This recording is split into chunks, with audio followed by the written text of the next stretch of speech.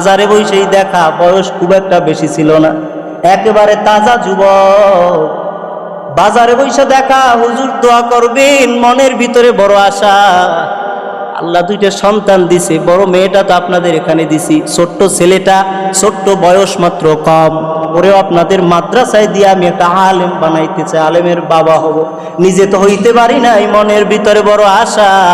আপনি একটু দোয়া করবেন যেন সন্তানটারে মাদ্রাসায় দিয়ে মানুষ বানাইতে পারি। আমিও বহু কথা হইল, লম্বা কথা, জানি নাই যে ভাইয়ের সাথে এটাই জীবনের শেষ আলাপ। আমার বড়ই মহব্বত করতো, দেখা হইল, কথা হইল, দোয়া চাইলো। 2 দিন পরে এরকম বৃষ্টি, মাদ্রাসায় ক্লাস, তাই আমি ঘরের ভিতরে শুয়ে আছি। এমন সময় হঠাৎ মোবাইলের ভিতরে কল চলে আসে, মোবাইলটা রিসিভ করলাম, দেখি মাদ্রাসার হুজুর আমারে কল দিয়েছে। কি ভাই বলেন? ভাই হুজুর গো, খবর কি পান নাই? বলি আমি ঘুমাইতেছি। কি হয়েছে? আপনার আব্দুল ওই কাদের ভাই আর দুনিয়ার জমিনে জিন্দা নাই। আমি সত্যি ঘুমের বিছানায় ছিলাম, ওইটা পড়ছি। আমি আশ্চর্য হয়ে গেলাম, কেমনে সম্ভব? আমি খোঁজ নিয়ে দেখলাম, মোবাইলটা ওপেন করে দেখি আমি যে আব্দুল কাদের ভাই অ্যাক্সিডেন্ট, গাড়ির সাথে মরে গেছে।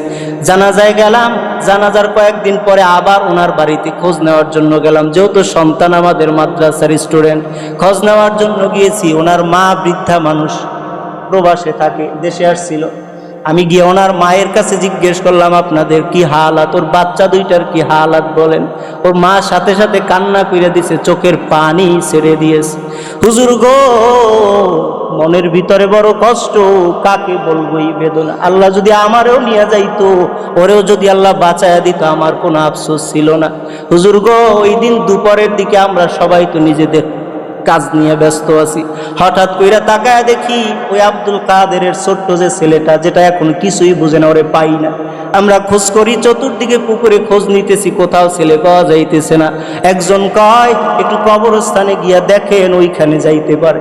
কয় হুজুর, আমি নিজে গিয়া তাকায় দেখি হাতের ভিতরে একটা দা নিয়ে ও কবর খনন করতেছে। আমি জিজ্ঞেস করলাম, রে ভাই, তুই কেন এই কবর খনন করার জন্য আসছ? কয় আমার বাবাই কেন এই জায়গায় তো দেখলাম রাখলো, বাবা বহু দূর গেলে সন্ধ্যা হইলে যদি ফিরে আসতে পারে।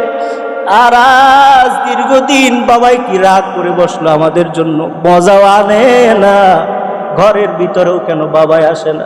বাবারে উঠানোর জন্য আমি দা দিয়া কবর খনন করতেছি। আমি চিন্তা করলাম, এরে যুবক ভাই, অনেক বয়স হয়ে যে মরবে, ব্যাপারটা এমন না।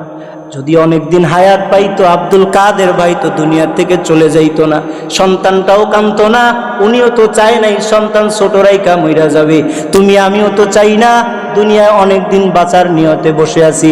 আসলে জানি না কার কাফনের কাপড় না জানো বাজারের দোকানে চলে আসছে, কার কবরের বাস জানো ঝাড়ের ভিতরে নড়াচড়া করতেছে। অতএব সময় আছে, এখনো সময় আছে, এখনো সময় আছে। আল্লাহ এত নেয়ামত দিয়েছে, চোখ দিয়েছে, কান দিয়েছে, কথা বলার জবান দিয়েছে। আল্লাহরে না ডাইকা আর না ফরমানি করিস না রে ভাই। আল্লাহরে এবার একটু ডাকার জন্য আয় আয়, তোমারে 5 বার ডাকি, তুমি একটু মসজিদে আসো।